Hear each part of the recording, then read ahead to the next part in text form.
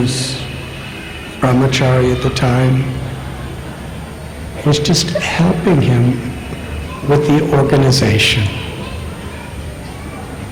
Going ahead to the villages and making the arrangements and getting the venue. He was just doing the very physical, material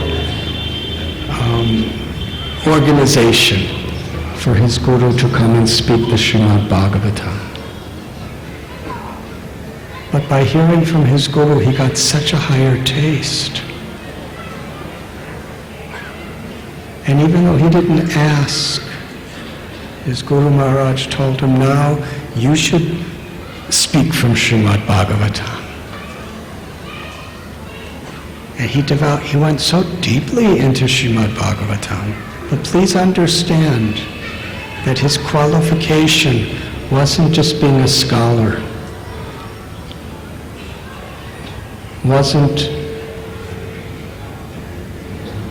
prophet adoration distinction, which is often motivations even for devotees. He didn't want followers. He was just doing very menial service for years. And then he was blessed to speak from the Srimad Bhagavatam. And he loved the Srimad Bhagavatam. He gave such beautiful narrations in the Hindi language.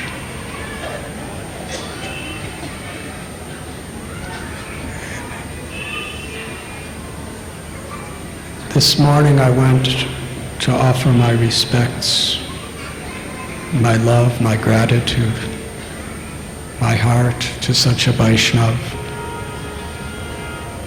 And I drove in the car with His Grace Radhe Shyam Prabhu and Shyamananda Prabhu. And the whole time we were driving, Radhe Shyam Prabhu was speaking to me about Gaura Krishna Maharaj, because they were very close friends.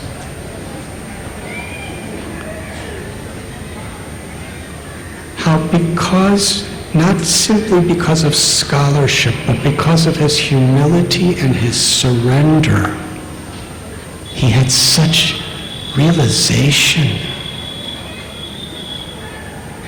and understanding and the capacity to speak those realizations and understandings of Srimad Bhagavatam. And how practically throughout the year he was giving talks. And how he was just so humble. In each of his lectures, Radhe Shyam Prabhu was saying, he would always emphasize not finding faults with other devotees. And he shared with me an analogy.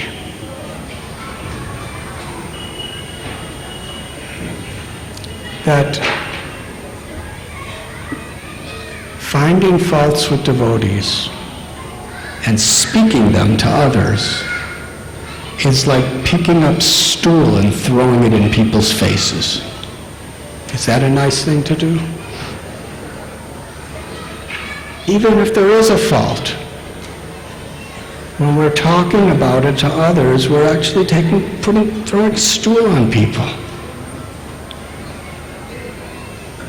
Lord Chaitanya Mahaprabhu said, if you do two things, I'll take you back to Godhead.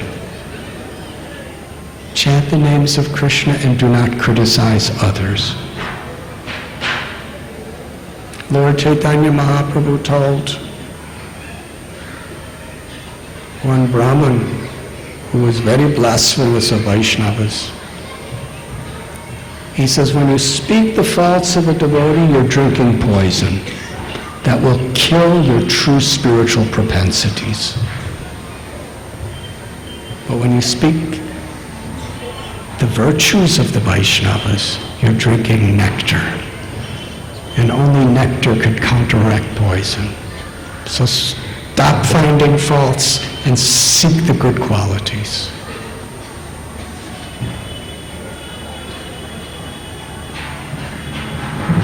And Radheshyam Prabhu was telling, he simply never found faults with anyone, devotees.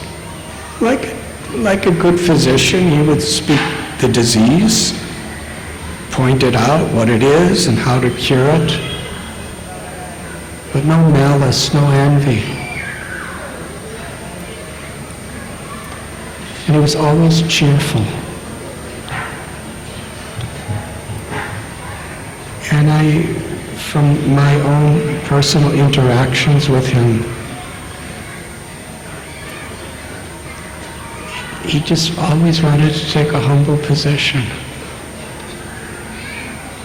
Always wanted to appreciate others. In fact, I believe most nights of our yatra in Vrindavan, he was there. Even though he's such an incredibly learned scholar of Srimad Bhagavatam, he would just come to deeply take pleasure in hearing others.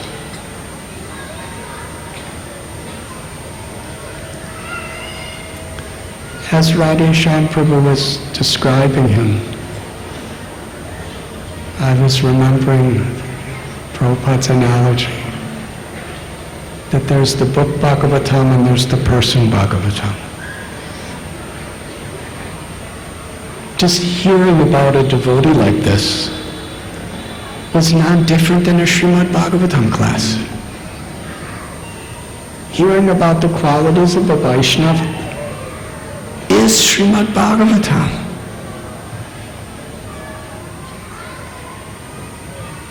He knew the Bhagavatam, he lived the Bhagavatam, he was the Bhagavatam, person Bhagavatam.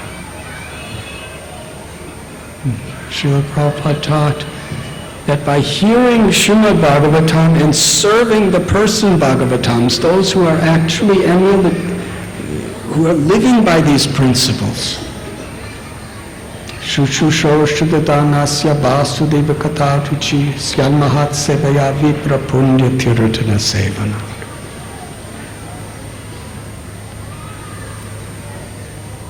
See, we can have taste for reading novels. We can have taste for watching television or cinemas.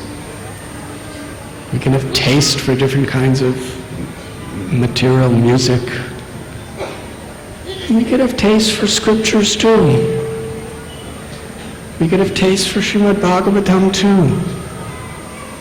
But when we're speaking about ruchi, real taste, true taste, that taste for hearing of Bhagavatam, which is free of ego. I don't want to just learn so I can show people how much I know. I'm not trying to learn just to purify, or not purify, but just to somehow or other counteract all the bad things I do. Actually, ruchi. Shushusho Shudadanasya Vasudeva Katha Ruchi. That taste is when we really are beginning to experience and develop that experience of